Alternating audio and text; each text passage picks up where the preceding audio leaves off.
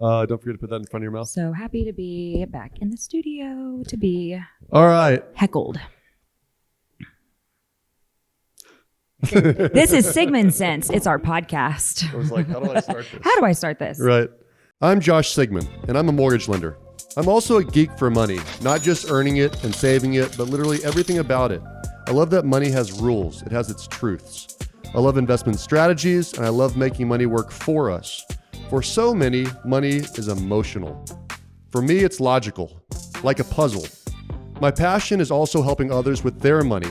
I love looking at people's finances, dissecting their puzzle, and rebuilding with strategy and purpose, and I'm really good at it.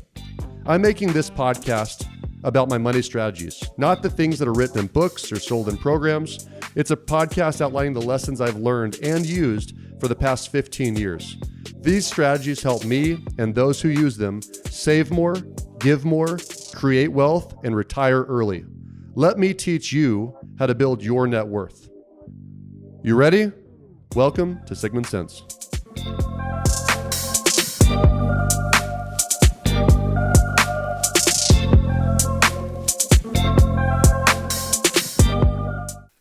Well, first of all, I'm just happy that we're starting to get back to normal. Yeah. I know that we're, everyone's still shut down, and I've been talking to myself in this empty room without you for a couple episodes. So I know the episodes lag. And I just can't imagine they're anywhere near as good without me. Well, of course not. Of course, I can't. Is that what you meant by lag? I can't. Right. I can't make fun of you. It's awesome. Okay. Yeah.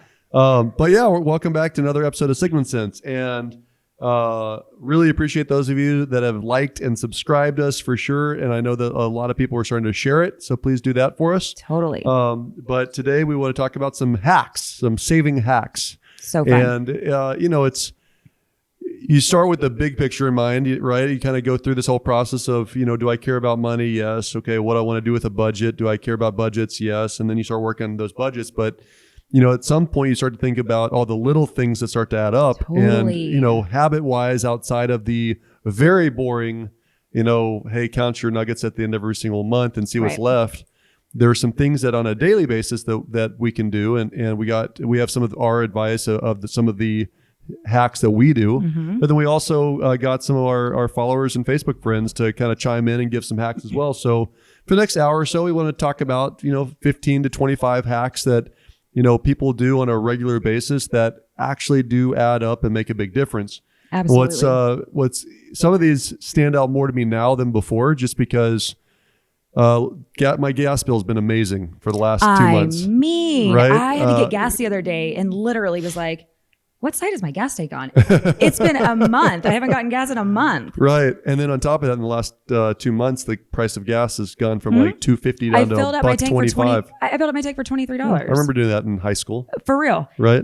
But it was thanks to one of my hacks, the fuel rewards. I had so many fuel rewards racked up because you get them on like purchases within the store as well. So I get to use all those plus the cheap gas. That's awesome. And my car's big. Yeah, I just want to kind of dive into this stuff and just try and think of some daily things that a lot of us do and don't even think about anymore. But if somebody gave you the good idea and you kind of gravitated, and the hope of this episode would be that maybe 2 or 3 of these things that you're going to do anyways, you can just kind of switch and use, whether it's a card type or a savings vehicle or, just a little bit of a forethought, and it adds up over time. It does. I'm going to let you start this time. So why don't you pick one? I think, we've got 25 or 30 in front of us, but we'll kind of go back and forth and let's work through some hacks. But what's one of your favorite ones that you do that you think makes a big difference? Okay. So in no particular order. Let's talk about entertainment. Please, because I'm bored since... Bored. So let's remember the days when we used to eat at restaurants and go to the movies. We are a family of 5. Y'all are a family of 5. So to go to the movies, it is the most astronomical price ever. $150, $100. Once you get tickets, and of course now you have beer and wine and a full menu, not just popcorn and drinks. So entertainment can get very, very out of control. So some things that we have suggested and come up with as far as how you can still do those things, but get a more reasonable cost is going to matinees. So, going to an earlier show, one of my favorite things to do is go to your favorite restaurant, but sit at the bar. And I love the bar atmosphere anyway. So the prices are better. You can go at happy hour and they have, $5 wines or $7 wines. And then usually a pretty rockin' appetizer menu as well. But you can also order off the menu and it just is a cheaper experience. So I think that's a huge one. Then the other one, as far as entertainment goes, is utilizing the restaurants that have the 2-for-1. So Olive Garden and Maggiano's for sure. And I know there's others, but if you buy a fettuccine Alfredo, then they send you home with one. And so you can take it home, feed your family with that one or freeze it or whatever. So utilizing all of those for your entertainment purposes is huge in saving money. So do you do any of those? Do you remember? I don't. I do actually order pizza though, and lots of it. I was just thinking about my family's not really a leftover family.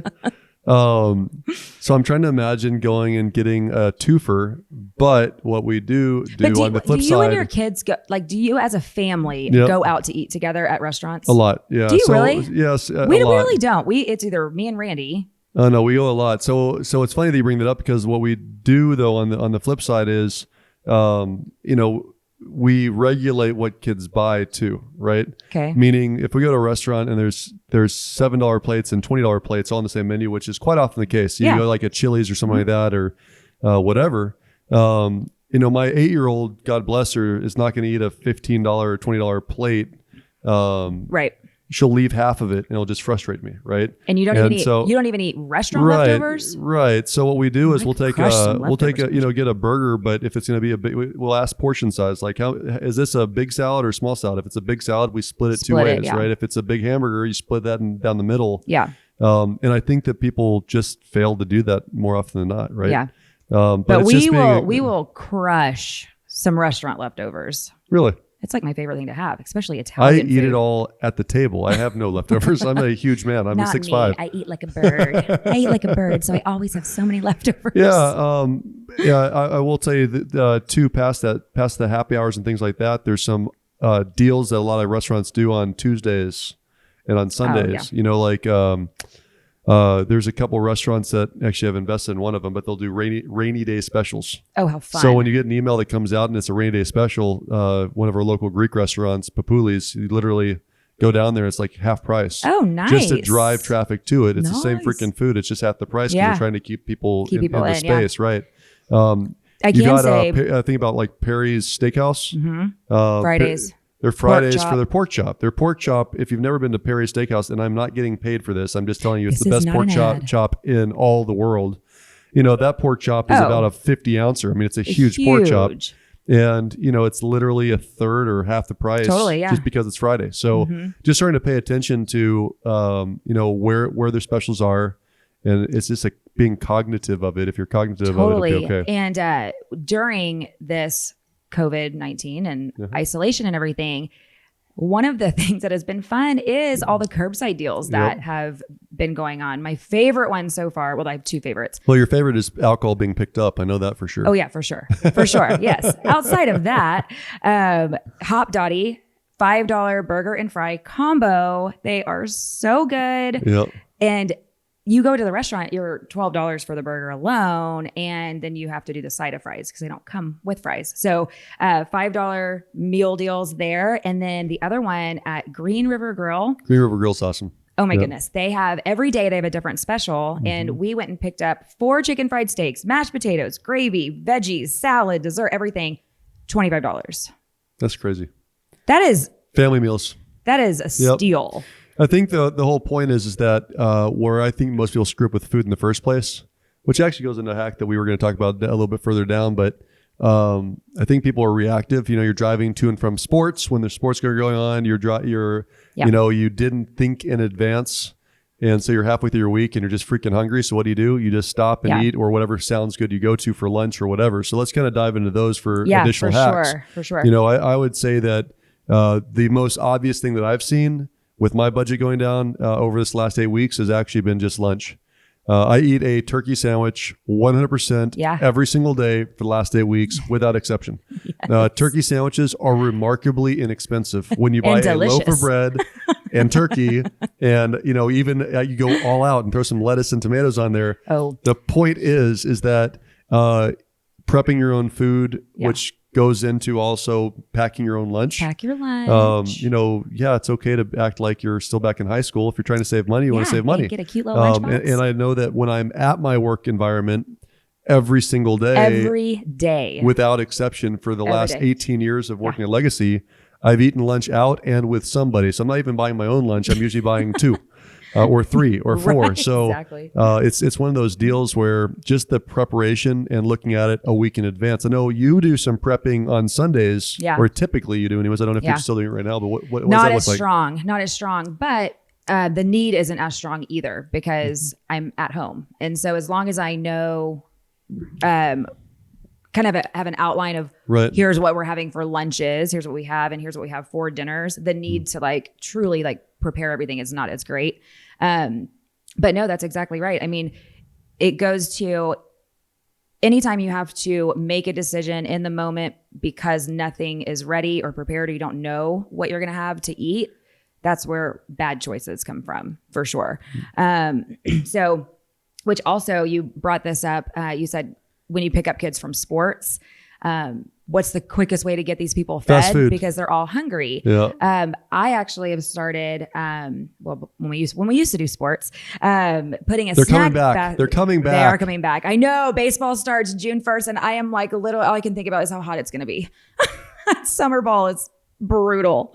A snack basket in the car. So when they're done with their sports, at least they have something to hold them over till you get home. And then hopefully you have something prepared for dinner when they get home. So just something to curb the appetite, give them something to snack on, and keep that in the car. And that's helped a lot. I'll tell you that this actually goes into just staying in shape too. Prepping and planning what your meals are going to be. Yeah.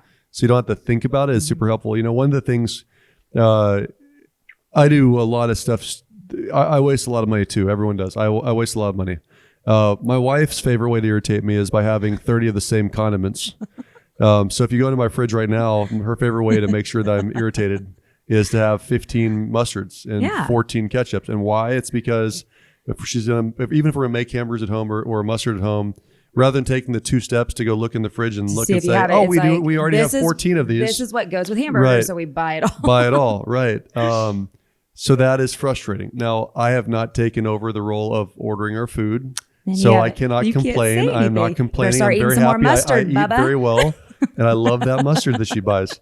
But you think about it, it's a really good indicator when you look at into your refrigerators as a whole. Yeah. Nothing infuriates me more than food waste, especially these days. Like when you start to really appreciate, I don't know when this one's going to actually air, but this last week there was a whole scare of pork and chicken food shortage nationwide because of COVID going into some of the plants. And so all of a sudden I appreciate the fact that I'm 100 and I've got lots of meat. I have freezers full of meat. But when you start thinking about the importance of not wasting and throwing away, it drives me nuts. Yeah. And when you look at it, there's basically about nothing you can buy at H-E-B these days, our local grocer, for less than $5. Yeah. So if we have too many strawberries or too many bananas, it's every time something hits the trash can, I don't want to think about it. I just compute $5, $5, just hitting there. And you add that up by the hummuses and you add that up by the anything that could go to waste. It drives me freaking nuts. And produce, especially. Oh God. And it's because I want to buy enough so I don't have to go back to the grocery store, when in all reality, my ass is going back to the grocery store. But we're going to go back, right? And that's honestly with the meal prepping and all of that. That was the biggest thing, was literally stocking the refrigerator and the pantry on Sunday, and that baby was empty. Yep. Like, where's the fit? And then you just refill it back up. Yep. And then adjusting to figure out how much lettuce and salad mix and things like that you actually need. Yep. And then you can dial down on that. Well, you also get into, that the side benefit also is you're in better shape. Oh, because when you look out and plan out your week in advance, you know what you're going to need each day. logically, when we're not hungry, we'll plan better. We're like, well, I don't really need that. Yeah. But I'll tell you, last night, Christy gave me the green light on ordering out Italian. I haven't had Italian out in 8 weeks. And I was How like, was give it? me the damn chicken Parmesan now. Given the option, Where did I you will go? take that 2,000 Where'd you go? What'd you calorie meal. choose? Caparelli's is right by our house. Oh, I love Caparelli's. So we went to Caparelli's, and damned if I didn't power drive all 2,000 calories.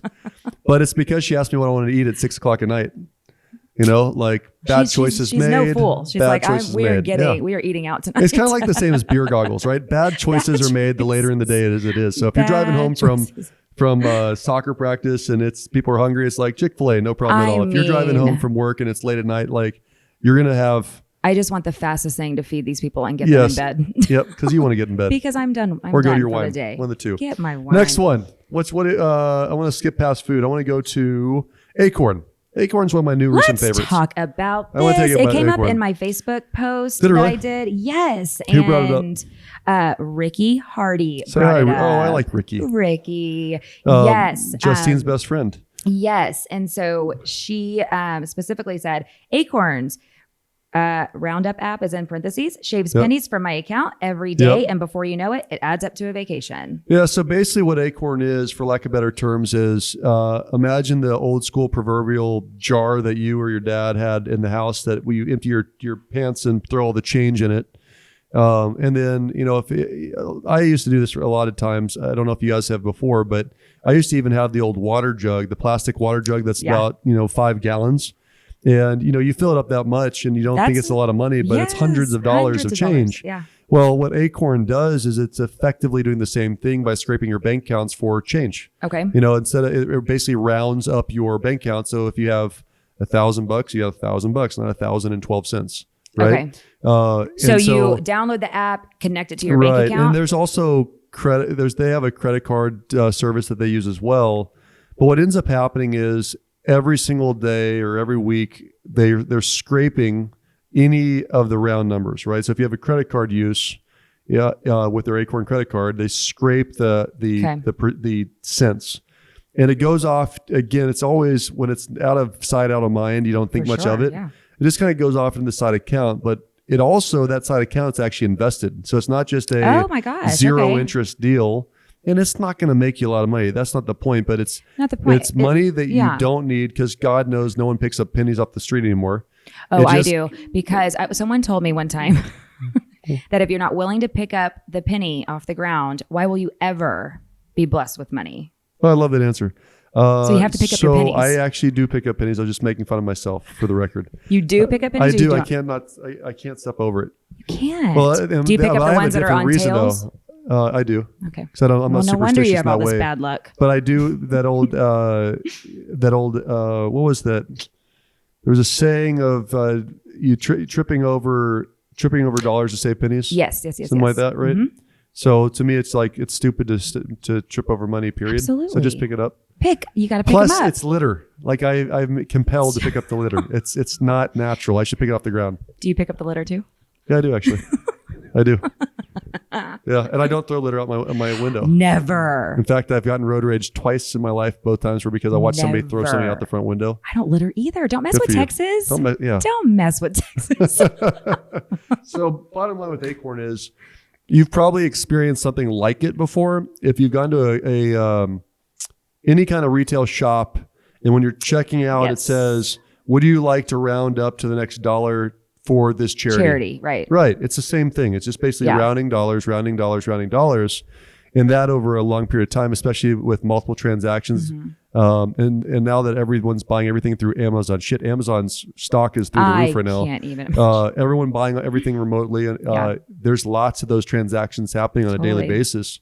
Probably more I'm so totally than, going to do than that. That's before. going to be my Acorn's an my easy one. Acorn's a very easy one. So that's going to be things like that are, if you just make the quick switch, it just starts working for you. It's kind of like your 401k. The first time you started your 401k, you're like, well, what's $100 going to do for me? And then you woke up and you got 6 figures in it. Yeah. It's like, it just goes faster than you think it does. Well, actually, I was like, I'm not going to have any money on my paycheck once I put all of this. So I really have to put all of this away. You did pout. Oh, I pouted for a very long time. I'm like, when I can't get the kids their monogrammed lunch boxes, I'm coming knocking on your door. What's your next one? Jeez, what a brat. Okay, autofill household goods. Oh, yeah. I taught you that one. I taught you those with spices. Spices. Yeah, when it was basically I got like, into Amazon and it said I was trying to buy pepper, and then at the same time as you buy it, it says, "Do you want to keep on receiving this every month?" I taught you that. Okay. Thank you so much. You're welcome. I see it made a big impact on you. Thank Jesus, you so much. Who needs a co-host like you? So Amazon Subscribe and Save is rock star because there is nothing more frustrating to me than running out of paper towels or running out of toilet paper. And then you have to go to Walgreens because it's 10 o'clock at night and buy a 4-pack that costs $98. It drives me crazy. And so this Amazon Subscribe and Save, I actually I'm not a huge price shopper comparer, but I actually did because I was super interested to see what the difference is, and honestly to sell it to Randy because he's a Sam's shopper. Like he loves his Sam's. So he's like, I'll just get it from Sam's. I'm like, yeah, but that's the plan we've been on and we're still going to Walgreens. So I price shopped it out. Amazon is less expensive than both of those. And the more frequently you order, I think the less or the more of a discount you get. And it's just on auto refill, and you can set your time frames of when you want everything delivered. It's so great. And so we do that for most paper products and then detergents and things like that. So you don't ever have to worry about Does it work those. with toilet paper right now? Yeah, actually. So right before we left for spring break, which was essentially when we came back to mayhem. And that was the week after spring break was the first week that the kids couldn't go to school. Right before we left, we got a huge shipment of toilet paper and paper towels. And so we've been good. We have missed 2. They send an email and just say it's going to be delayed. But we have not gone toilet paperless. Details. That's good. Details. That's good. That's good.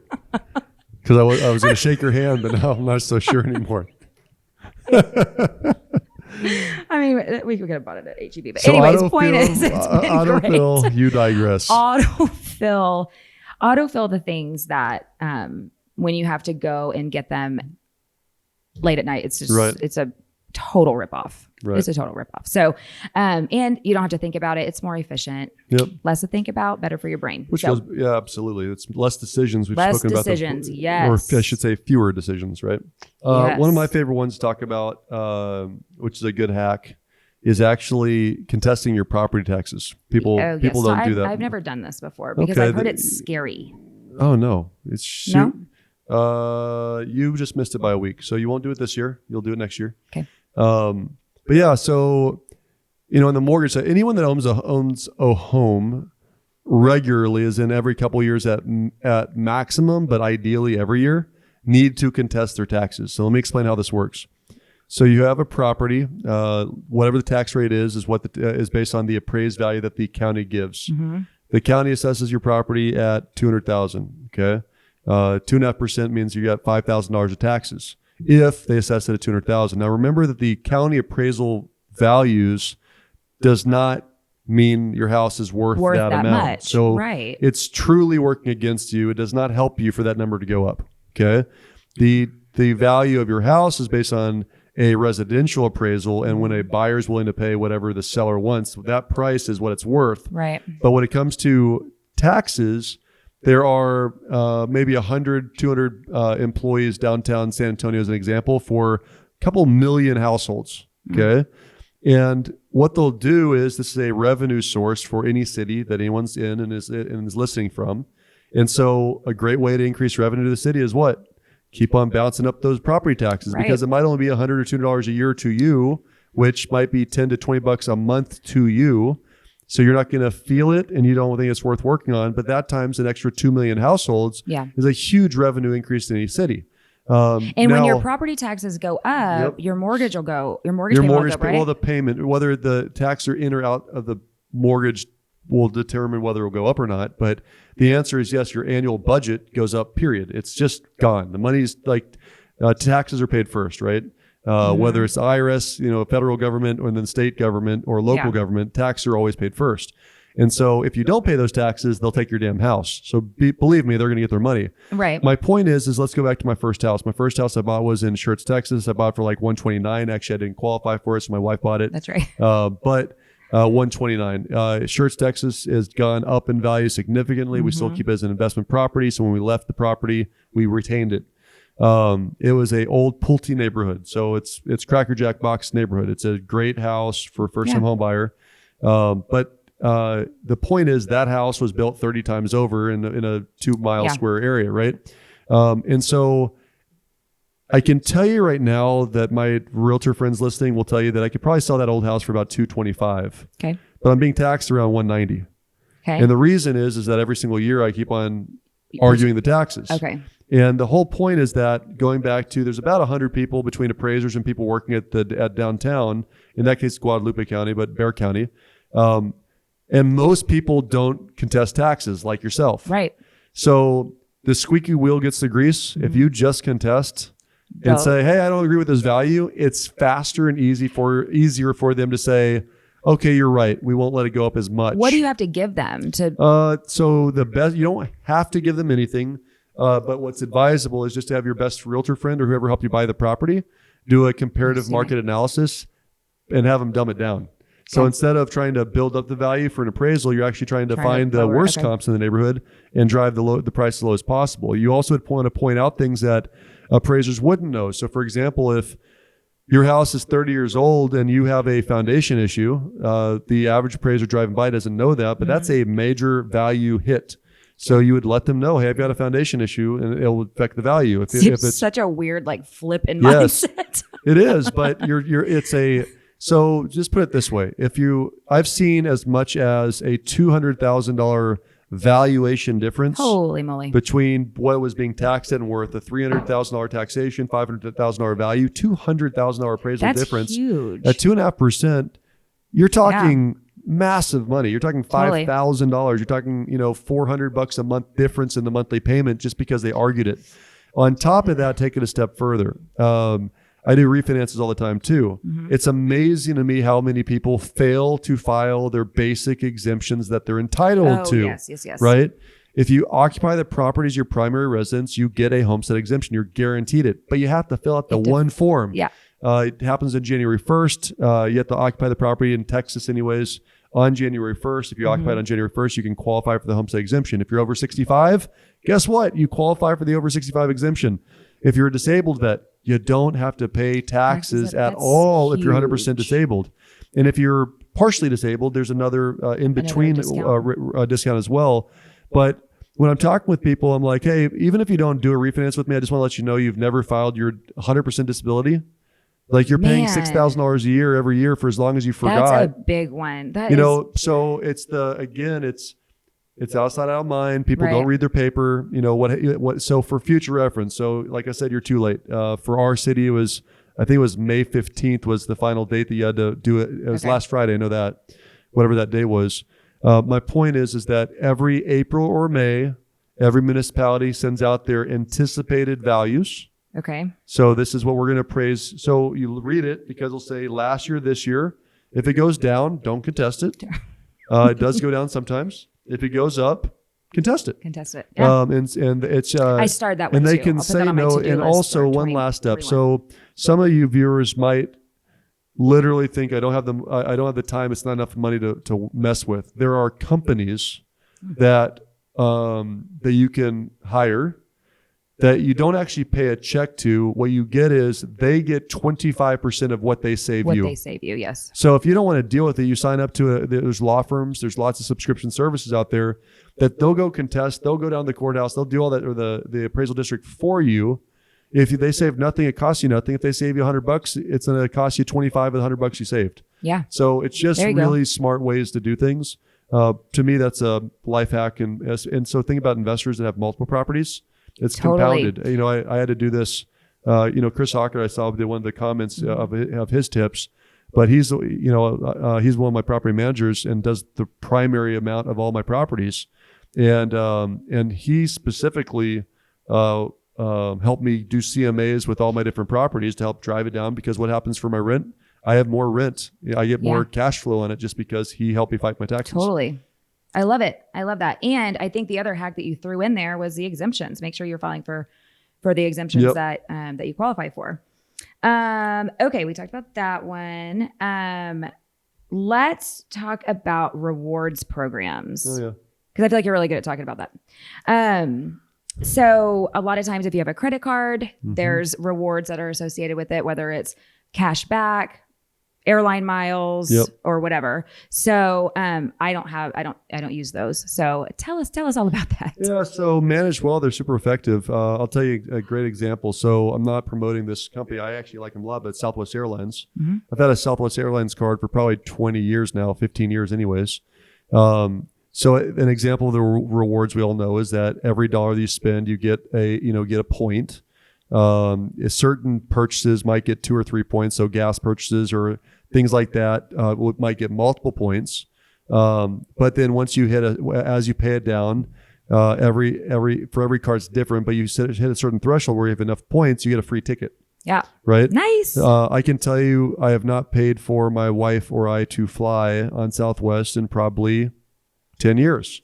Okay. There's different levels. So if you're a small business owner where you have a lot of, like I'm a small business owner, so I have a lot of movement of money that has to happen regardless. So using a Capital One where you're getting cash back, Costco cards, there's cash back on purchases, gas cards, you get cents off every gallon that you're going to spend anyways. The point is like, we spoke about in a different episode about credit cards are tools. Right. Tools used well work. A hammer used to beat somebody over the head is not an effective tool, right? But if you use that tool well, you can save a ton of money. And so, there's one card I have.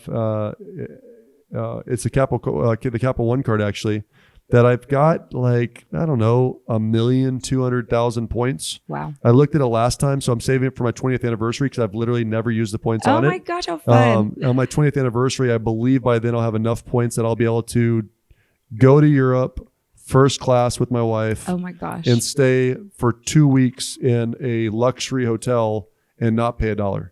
So that's legit. It's just, it depends on the rewards and utilizing it. A lot of them, you got to read the small print. Like I do not believe in cards that will charge you an annual fee.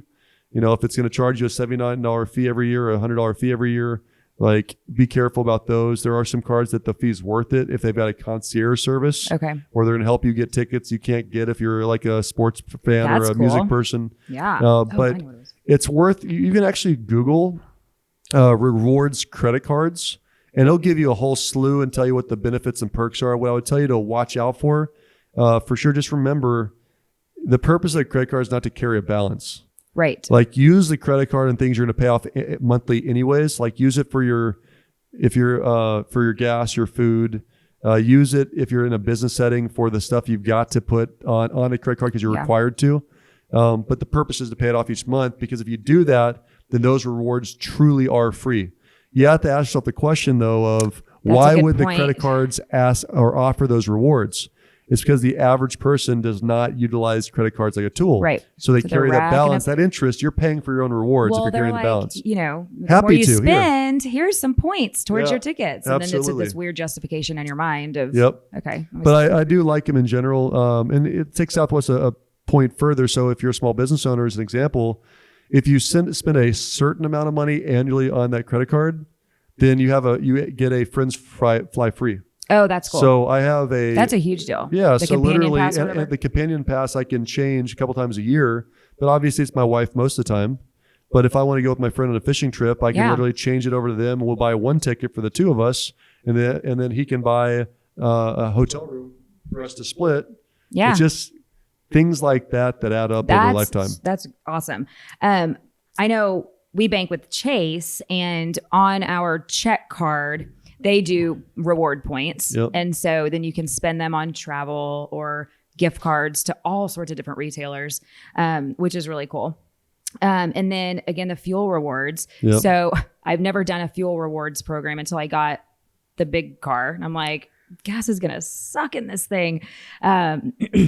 And so I signed up for it, and it's like 5, 10, I think it goes up to like 25 cents or something per gallon. And so it really, really does add up. And you can link all different cards to it. So no matter if Randy's using his card, I'm using my card, whatever, it's the everything same fuel goes rewards. into that, which is really cool. That's So awesome. taking advantage of those is a great hack. Yep. And I'll take it one step further too. And it goes back to a hack of what not to do. Keep paying attention to the fees. Like the fees don't seem like a lot, but the fees add up. So whether it's a credit card or when you're looking at different banking, one of my buddies who will remain unnamed is a small business owner himself. And he went back and he looked and he's paying something like on average $750 a month in fees. Yeah, because on a credit card? No, at a bank. So going to banks and credit cards and just Gotcha. paying attention to the fees as a hack is super That's important. a lot. Well, he's a small business owner and he writes checks. And so the checks have to, this local bank charges him for every check he writes.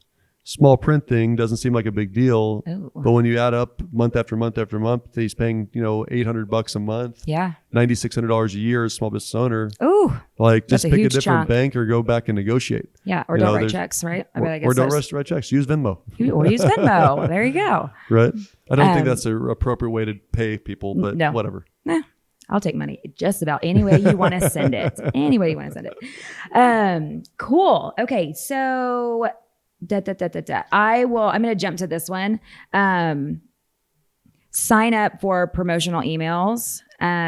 So most people kind of cringe when you're on a website and they ask for your email address because you're just thinking they're going to spam the crap out of me It's actually a good hack. all I like the this time. one. And so I set up an email account that is just for promotional stuff. So one, I don't have to be annoyed or not want to sign up for something because I don't want all the emails, right? Because I don't ever check it. It just, everything goes in there. That sounds like Christy's personal email. I think she has like 100,000 Right. unread emails. Or maybe it's her savings hack email. Have you ever asked her? I appreciate her. I can't look at I look at my phone and I get annoyed if I've got more than 10 unread emails. Like hers literally is six figures. It's literally over 100,000 unread emails. I know a few people like that too, for sure. And so whenever I go to, if I'm going to go shopping or whatever, then I just pop that email address open, take a look at all of the different promos that are out there before I start shopping. So I think that is a great one. It's super easy and it gives you a place to just stash everything and it not, clog up your important emails. I love That's a pretty easy that. one. Yeah, there's a few. It's funny that you did that. It's also not just the promotional emails for services and things like that, but also I shop twice a year at Nordstrom's. Oh, I have, okay. Yeah, I have What that. did you put down? What was it? Well, I have personal shopper written down, but I don't want to go there because I know, but just stay with me on this thought process. I'll let you start since actually you brought it up. Okay, I'll bring it up, but we'll see how this goes. So, so I shop. I hate shopping, first of all, and I hate buying clothes because I know that we're going to use them for a finite period of time, but I have to wear them, it turns out, and I've got to be in a professional setting. So what I do is I'll go to Nordstrom's, but I'll only do it during, for the most part, like 99% of the time, I'll only go during their half price off sales, right? Semi-annual sales, what they call it. And I'll go buy everything at that time. I know so I want to know those dates because that might be a week long only. Yeah. And so that's something I do want to be notified of. Totally. Just for the heads up, you think about also timing for when to buy. Seasons. Seasons are huge. Like don't go buy Christmas lights the week before Christmas. I personally struggle huge in this area because, okay, so take Christmas as an example. Okay. When Christmas is over, it is over in my mind. I do not want to see it. I don't want to buy anything Retailers for it. love you. I just don't like it's over, right? And so You pay full price every time. Every time. And I knew we were going to need a new Christmas tree. This was a couple years ago. I'm like, we should really go buy one right now. I can't even muster up the energy. It's like the holiday season is so exhausting that when it's over, I'm just like, well, that's why we say just can't. do the life hacks, just 2 or 3 of them. Just 2 or 3. This is not your area I'm of gonna expertise. keep shopping full price. So there. So there. Okay. So I was going to say having a personal shopper is actually a great way to save money. So stay with me. It's not as bougie as it sounds. I promise. It sounds very bougie. I know. It sounds very bougie. It's really not as, I mean, it's actually fantastic. How do you spell bougie? But sassy, bougie, ratchet. No, we're not talking about TikTok. How do you spell That was bougie? a test. He totally knows. That was a TikTok song. How do you spell bougie? BOUCGCA.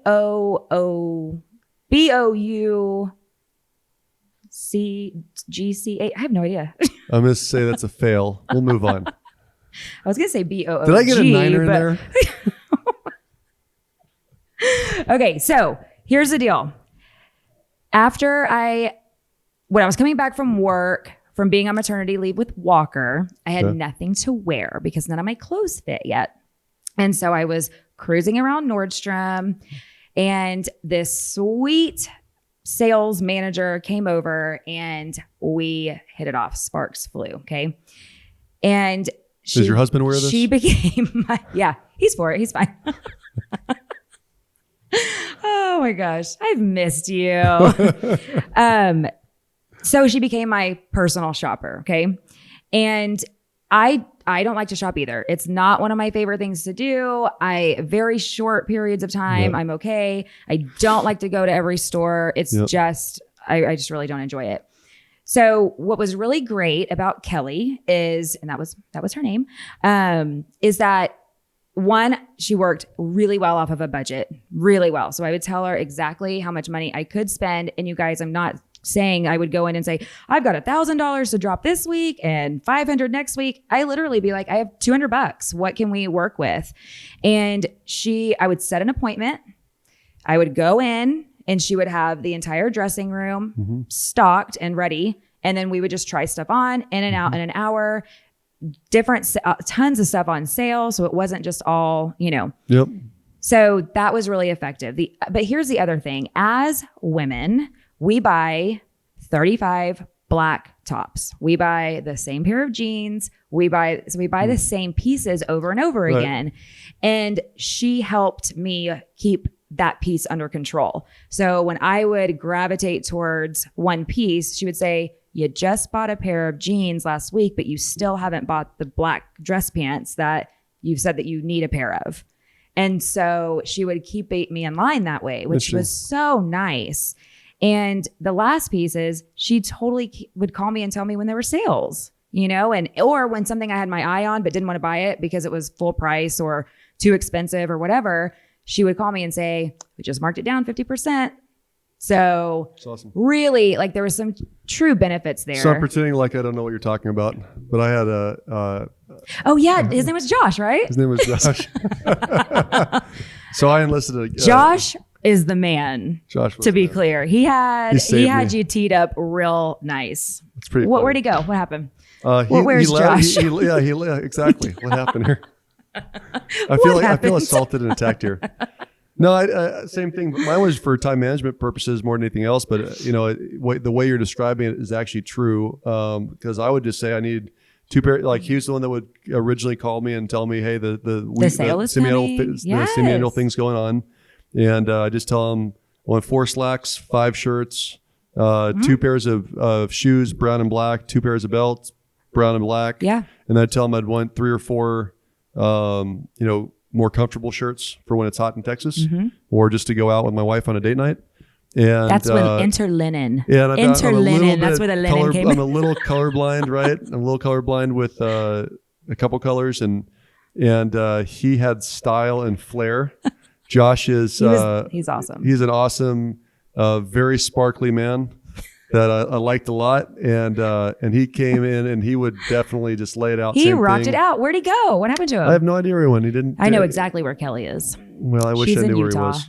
Oh yeah, she's in Utah. She moved up there. Nordstrom. I haven't been able to replace him. What's funny is I haven't replaced mine either. Yeah, what's funny is when you find a good one, you got to stick with them. But I probably worked with Josh for about 8 years.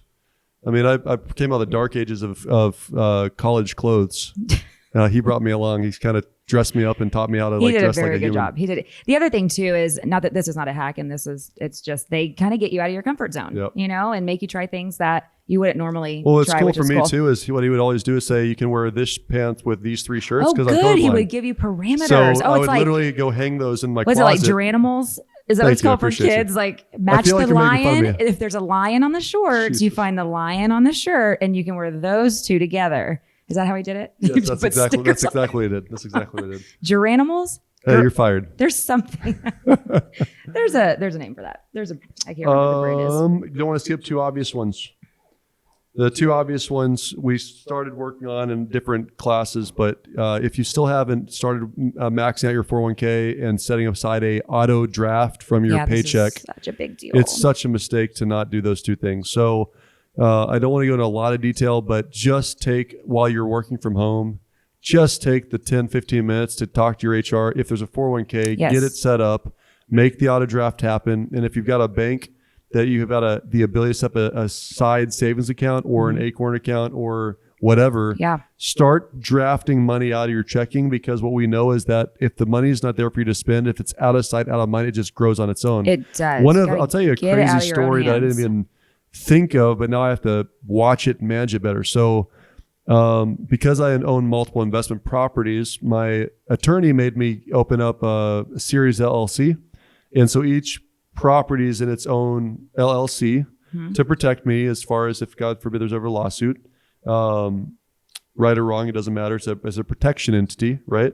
But when I do that, I have to create a different bank account for each of those different properties, right? Okay. So money going in from rents paid goes only into those different bank accounts. Well, because I don't have on my phone each individual bank account for each individual rental property, and I did that 5 years ago. About 4 years ago, I started thinking to myself, I was like, wait a second. Like I know in my overall asset statement that the money's coming in because I can see the rents happening. Right. And I get the reports. I was like, where the hell's the money? Yeah. Well, I went in and I looked in each of those individual bank accounts. And if you put in an extra $1,000 of rent every month for 5 years times 10 properties, all of a sudden there was a whole lot of cash sitting there. I was like, oh, I need to go buy 2 more investment properties with that cash. With cash. So it just sat there and built and built and built and built. But again, it wasn't in front of me, so I didn't access it and I wasn't touching it. I wasn't doing anything with it. Man, that is the thing. And I call them bumper pads, right? Just put your bumper pads up. Get it out of your sight, out of mind. It was not the best thing for it to sit in a checking account all the time. So this is also learning about what I did wrong too.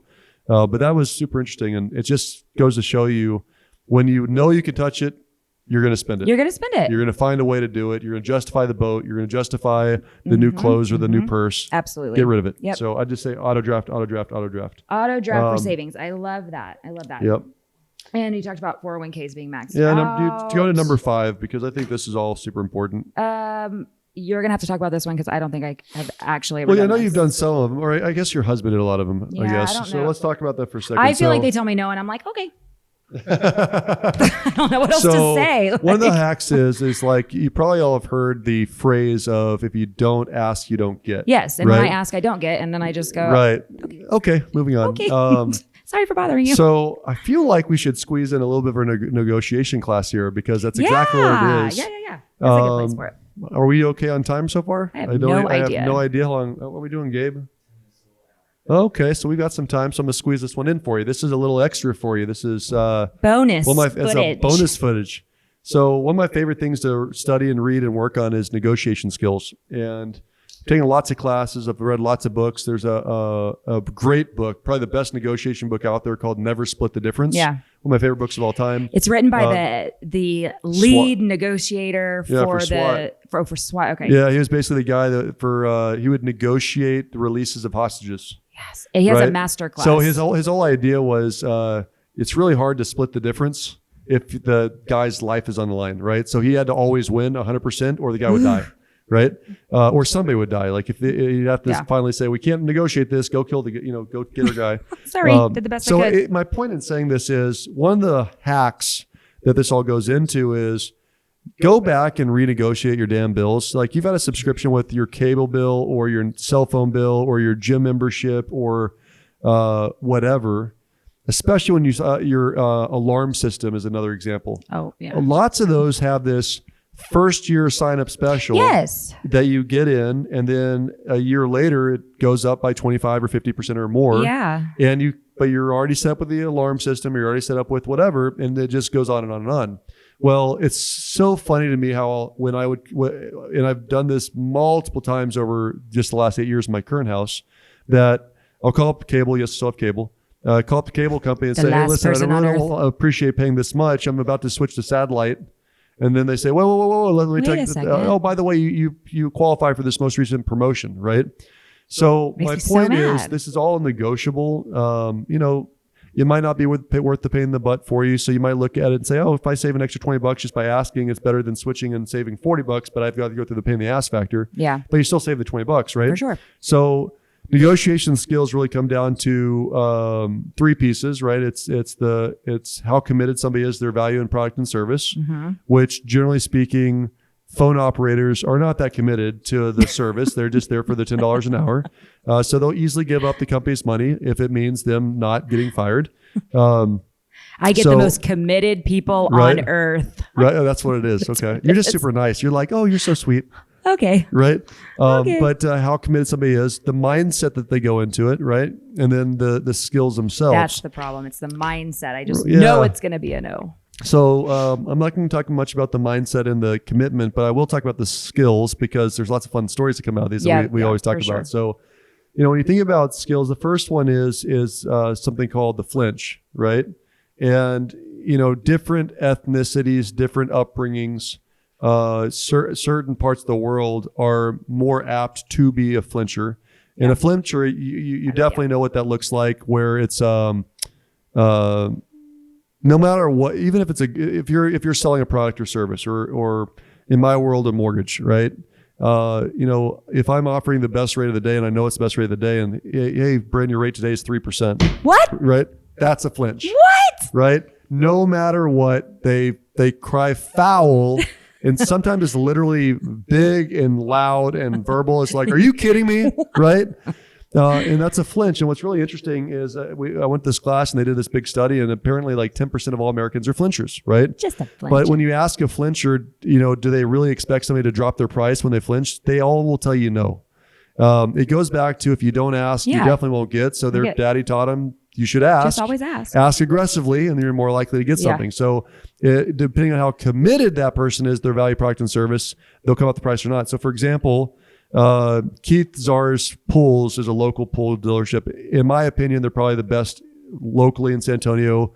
Multi-generational, warranties out the wazoo. They are currently in this month doing 3 times the volume of their capacity. Yes, I of heard new this. pools. Why? Because people are stuck at home and they want to swim this summer, right? I mean, I'm calling them. Right. So, just kidding. So when you have a line out the back door, 3 times more leads than you could actually physically close, how committed are you to your value, product, and service? Really freaking high. Yeah. So they can say, hey, your pool's gonna be 100,000. You're like, what? And they're like, I said 100,000. I said 120. Yeah. So right. Take it. So try to flinch again. Right. And that's the truth. And so, I learned this skill, and I probably learned this maybe 7 years ago when I actually had it explained to me. So that day I literally had a AC went out at one of my properties. I think I told you this. And the AC went out. So I called up an AC repair guy, and God knows, like, I don't know what the hell to do and how to fix an AC. And so guy calls me up, and I'm not gonna get the numbers exactly right. I'm sure I've recorded this at some point somewhere else, so don't overhold me on the numbers, but I'll tell you this much. It was probably like a $4,500 repair bill. So he says, hey, good news, Josh, figure out the problem. Bad news, it's gonna cost $4,500. And I just learned this. So I said, what? Are you kidding me? How much you say that was? And the guy literally in less than a second said $3,750. I said $3,750, sir. I said, oh, sorry. Okay. You broke up again. I guess go ahead and fix that. Right. So it was literally like the tune of $700, $1,000 I saved just by saying, what? Yeah. Are you kidding me? Here's the That's point. Crazy. I've got banker hands, right? Like, these are soft hands. I'm not that proud of them. And there's nothing I could have done to fix the AC. So if he had said it was $4,500 or $5,500, what would I have said? Okay. Okay, when go ahead can and you fix come? it. It's freaking hot over there. I need you to turn the AC on here in Texas. Yeah. So the flinch is really powerful both ways. So if somebody's trying to counter you, just understand this being asked. And if you've got a good value, product, or service, stick to it. And if you don't, you're going to flinch or you're going to give up. And so using that when you're attacking cable companies, alarm companies, things like that is super effective. And it does work. I was on the phone as recently as the beginning of COVID. I forgot to tell you the story. And I was pissed off because my bandwidth wasn't very good. I had a couple drop things. So I got in I'm trying to do Zoom meetings and FaceTime Live and all this, Facebook Live, and it's falling. I'm losing my damn mind. It's like, why doesn't my shit work? Yeah. It's freezing over and over again. We're like, Josh. Right. So yeah, I appreciate that. Thank you. So anyways, I called up the company, AT&T, and they've got my service at the house. So what you need is a Wi-Fi extender. I was like, okay, cool. How much is that? And they said $100. I said, I don't want to pay that. So go ahead and get it over here and give it to me for free. And they said, no, it's like $100. And I literally said, Katie's on the phone with me. And I literally said, listen, I pay for a service. The shit's not working here. Get this shit working or I'm going to go to a different service. You tell me what. And they literally sent it to me in the box. They said, well, we can't install it for you, but it's just a plug-in and it'll work. They're like, but installation will be $100. $100 gone. They just sent me the damn device and I just plug it in and that's why it works in my backyard. You plug it into a wall? You literally plug it in. That's the installation? It's a Wi-Fi extender. Yes. I mean, we have them at our house. I don't know how they were installed. You literally plug it into the wall. It finds the other network. It's an extender. It's the craziest thing. So, but my point was I was irritated. I knew how to flinch and I was like, how much was it? $100. I don't want to pay that. Go ahead and give it to me for free. I'm choosing not to. Okay, then I'm going to switch services. Okay, we'll give it to you for free. That was the end of the conversation. Why? Because that frontline person hates us right now. Well, sorry, AT&T. I apologize. Sorry, AT&T. They will not be paying for advertisement until you do. And then I can sell some stuff too. Don't you worry. That's so funny. So going to the next negotiation skill, one of them is called silence, right? My favorite. Well, it's women love silence. It's best used on men. Ice him out. Silence is definitely best used on men. And so if somebody says a number to you that it's so far out of the realm of possibility, the best answer is just saying nothing. So a good example would be in real estate. There's investors out there. I'm one of them, right? So I don't have negative feelings about this, but a house might be worth $200,000. They're like, well, just shoot over an offer of $150 and see what they say, because it might have been in the market for a long time. Maybe there's a distressed situation. But what a poor realtor will do, a bad realtor representing that seller, if the house is really worth $200,000 and a $150 offer comes across, is they'll go back to their seller and say, hey, let's keep them in the mix. Let's keep this conversation going. Let's come back with $195. Let's counter with $195. Keep the conversation going. Yeah. Well, what happened was, the new negotiating starting point is not 200. It started at 195. Yeah. Now that's where you're starting. Yeah. So the best medicine is just to not respond. That's what you should do. And so again, coming back to these types of things, especially I've done this before, signing back up for Gold Gyms when I went back to Gold's Gym. They're signing me up. They're like, hey, for this, you can go to all the different ones and this is the cost. And I just looked at them and they're like, do you have any questions? Do you have any questions? I just kept on looking at them. And said, you don't really want all the different gyms. And I was like, no. So I said, well, let me go ahead and relook at the numbers for you. I said, okay, cool. And that was the end of the negotiation. They just bowed down because I didn't want to do that. Oh my gosh. So they really do work. And the joke that I always use is not a joke. It actually happened to me years ago. Life. This is years ago. Christy can confirm. About 15 years ago, some of my old fraternity brothers came back in town and they asked me to go out with them that night. Always a bad starting point. And I went out with them way too late. And it's one of those nights where it was definitely harmless fun. It was just definitely us boys hanging out. That was a newlywed. I was probably married for 2 years or 3 years at the time. Anyways, I come. In fact, I think Aubrey was just born. So this is 13 years ago because I think the reason Christy didn't want to go out was because we had a baby. It gets worse and worse. It gets worse and worse. So of course, I go out, and it's one of those moments where I look at my watch. It's like, well, shoot, she's asleep by now. Right now, I passed the threshold. I've already in trouble. I'll just keep going. Keep on going. So I walk in the door well after hours. It's probably 2-3 in the morning, and it's probably expected home probably around midnight. So this is an example of a bad behavior. Don't do this. I suck as a man. I apologize. But I come walking in the door, and close the door and turn around and. It's like the scariest moment of my life. My wife was sitting awake on the couch, just staring at me. That's terrible. I was like, hey, babe, you're up? And she was silent. I said, are you okay? And she was silent. And then damned if all truth serum just spewed forward. I was with so-and-so and so-and-so and so-and-so. I did nothing wrong. That's what we did. I'm really sorry. I apologize. You're right. I'm wrong. You're nice. I'm mean. This will never happen again. And I don't do that stuff anymore. But she didn't even have to tell me what not to do. I just don't do that anymore. I didn't even know you were gone. I just couldn't sleep. I was sleepwalking. She might not actually remember this conversation. She might have just been staring at me because she was asleep. Wouldn't that be the damnedest?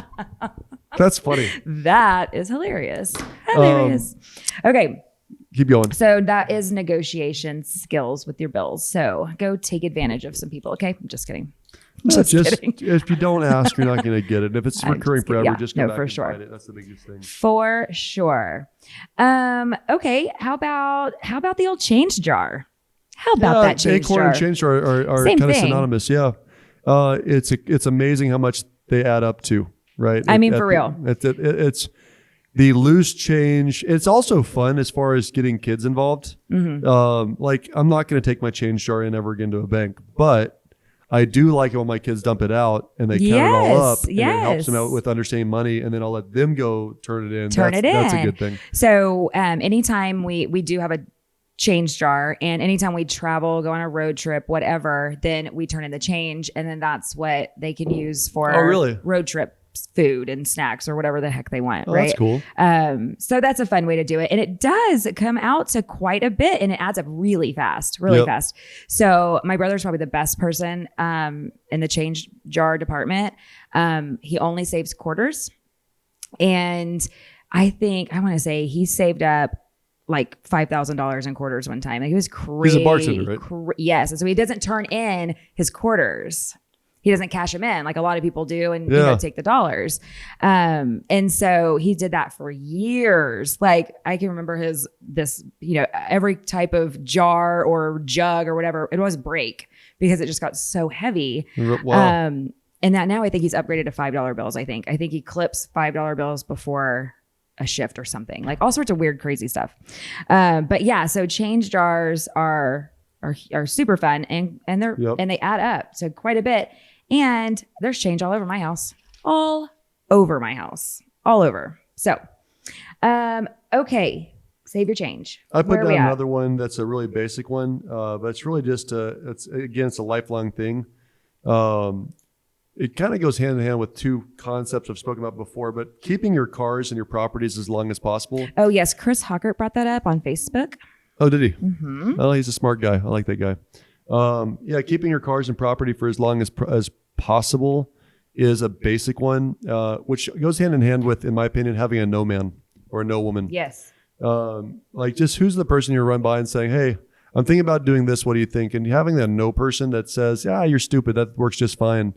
That's going to give you it's amazing how fast, because we're a consumer bent society, that we think that this old thing just needs to be gone. So my wife and I were looking at moving again, and I've been at home for the last 8 weeks, and so I look at is the walls that need to be painted, and the roof that needs to be redone, and the blah blah blah blah.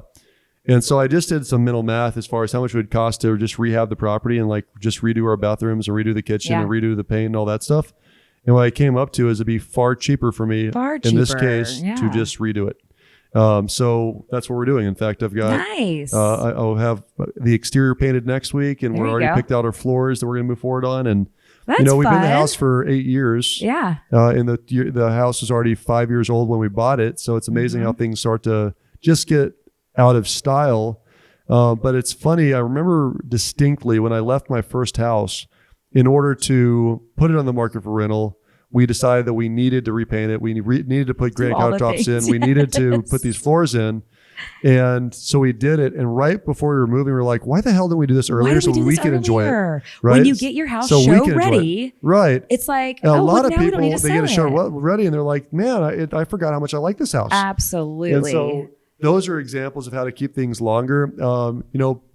I remember I got really irritated at a car once because, I was stepping in this truck, and so my ass wore down the seat. Mm-hmm. So the leather seat gets just cut up and off with it, out with the truck. Well, I was just like, man, that doesn't look very professional. That's not. And I went and called somebody because I had a Vistage member that actually did reupholstering of literally car chairs. It was like $500 to get it redone. Gosh. And I was literally about to turn in a damn truck because that makes sense. Be gone with it. As opposed to just fix it, which one way, hack wise, my dad taught me this way. The way you'll keep a car longer is every time anything comes up that annoys you, fix it immediately. Okay. I like that. So like if you have a squeaky window, like when it goes up and down, it gets stuck. Fix it. Go in and fix it immediately, because in the moment it's like, $200 to refix that little Right. motor, right? But if you've got a squeaky window, if your car seat's all screwed up, if Now it's a hunk of junk. if the lights are kind of faded over a little bit or kind of fogged over, and now I'm not going to spend $2,000 to fix this damn car. Well, keep up with it. That habit is a hack that will save you a lot of money long term. I love that. I could definitely benefit from that because, you like shiny and new. Let's be honest.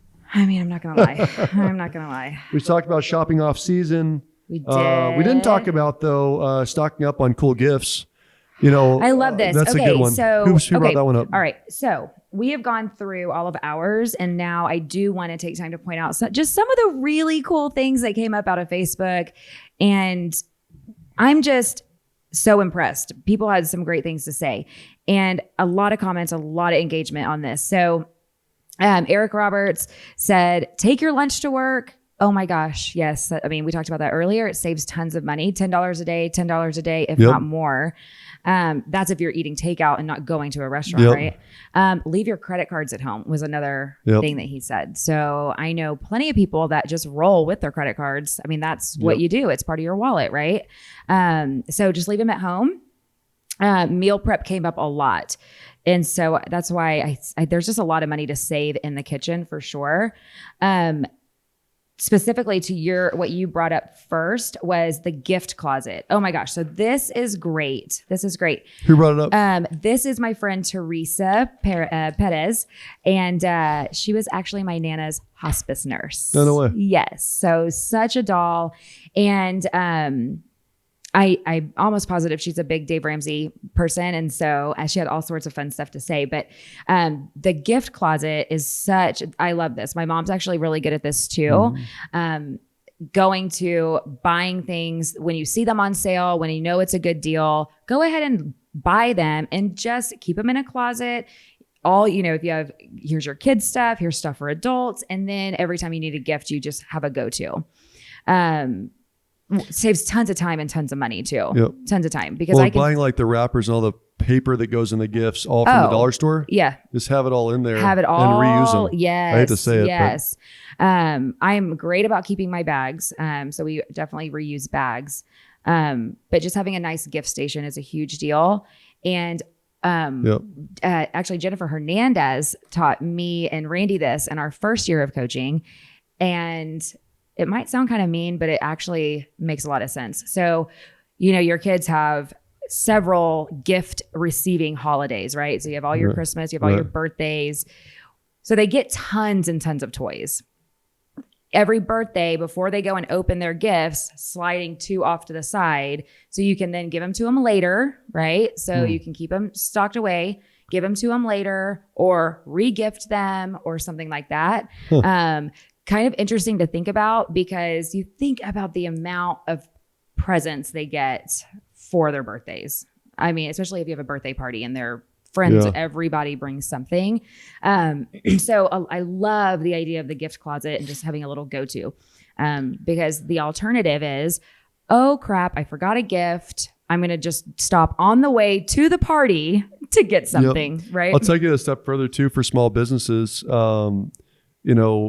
Like I have lots of referring partners. We have lots of business partners. And, part of the deal is I want to honor them on their birthdays or, just show little acts of kindness, nothing big, but, getting guys gifts kind of picked out or our clients, when they close, they all get their welcome mat for their homes. Right. Yeah. Actually, we don't do that anymore. We changed that was last year as an example. We change it once a year, but the whole idea is within a budget, because you're thinking about it, you figure out, especially things you're going to have to do a lot of, like if you have an extended family and you're going to have to buy 15 different presents for all the kids of all the aunts and nephews and cousins and all that, then thinking in June about those gifts. And now you're looking for what would be a cool gift that everyone would like. So I'll give you an example for guys. For me, I've got my friends drink, a lot of them do.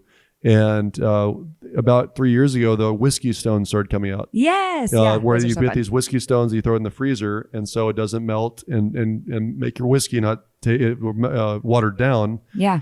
but they're super inexpensive, but they're a cool gift. Really cool gift. So you're talking about a $12 gift that I could buy 50 of them. Yes. And for an entire year, we were giving them out to business partner guys or birthdays for friends. Yeah, that's a great gift. It's not about the amount. It's a cool gift, and I was thought of on my birthday. Absolutely. Right? But what happens? We look in Facebook and we say, oh shit, my friend's birthday's today. I forgot about it. What's the quickest, easiest? What does he want? Well, now we overcompensate a little bit. We go buy a bottle of whiskey, and now that bottle of whiskey is $40. Yeah.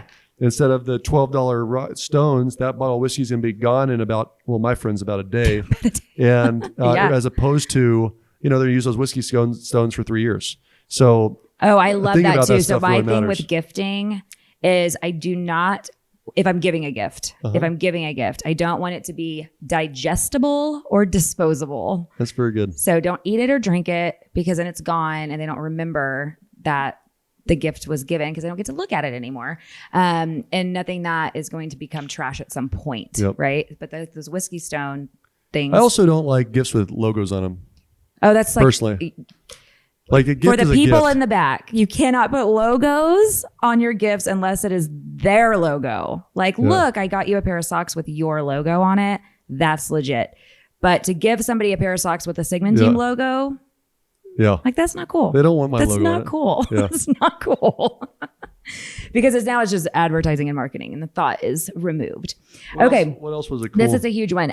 Amy Hannah, which is Justine's cousin, talked about subscriptions. So a lot of times you can sign up for your free trial for 30 days. A lot of times those come in app form. Right. And you think that, if I delete the one, app, then now I deleted the subscription. So False. not true. So not true. You will continue to be charged. And let me tell you, it is not as easy as you think to go and find where to cancel these subscriptions off of. Yep. So I asked Randy ahead of time, and I thought he would just send me the answer, but he actually screen recorded it. So now I can't watch it. That's funny. To show exactly how to do it. But I truly find so much joy in marking my calendar for 29 days. And That's like funny. beating them to this. It's like, you didn't get, because I feel like it's a game, right? And so I'm really good I'll tell you a canceling. way that I cancel. So whenever I'm looking at my credit card and I see some subscriptions, I can't figure those out because my kids will do weird shit every once in a while. You ask your credit card company to shut down the number and send you a new credit card. Yes. So what ends up happening is it's like putting it through a colander. Yeah, it's like, no, I'm not going to, like, they're going to have to contact me to re-sign up, and I'm not going to give them my credit card number, and they can't do anything about it. So that's very smart. But the ones that you do want, like a gym membership or whatever, those you're able to, I need to go ahead and add them back in. But it's a way to clean it all out without them being able to do a damn thing about it. Very true. So make sure you're checking your subscriptions. That's huge. What else? What else did we have on here? Time. So can I just tell you my favorite one? No, because I'm getting through these. Okay, fine. Curbside pickup. Oh, and I have to talk about, anytime you can curbside, you have to curbside. And I did have one of my diabetic friends on here talk about savings as it relates to being a type 1 diabetic. So extending your continuous glucose monitor usage. So if you're on a Dexcom, the cycle is 10 days. You can actually restart those and get a little more use out of them, which is great because this stuff is so expensive. Very simply, eating lower carbs, you're going to eat less carbs, you're going to need less insulin. So that's a way to extend your insulin. And then also, using supplies past their expiration date, because a lot of times they're still perfectly fine. Oh my God. Let's talk about that with food too. Oh, man. Like just because your milk says expires on the 13th. Like, that means it's got to be chunky first. Right. Oh, it drives me nuts. It's like, there's a magical date that it literally just expires. Like if it smells funky, don't drink it. If it looks green, don't eat it. Don't eat it if it's got buzz. I was going to try to think of something that rhymed, but I can't. Okay. Now we can be done. Okay. Well, the funniest one that came in, it was Chris's. Yes. Life hack to keep your money: don't get divorced. Just stay married without children. That's what he says. Stay married without children. Stay married without children. I think that's about as good as it gets. So guys, I hope this was helpful for you guys. If you have other life hacks, we'd love for you to go ahead and post them below. Please tell us. Send them in. Let us know about it. If you like this, please like or subscribe with your friends and family. But we will see you next time on Sigman Sense. Bye. Bye.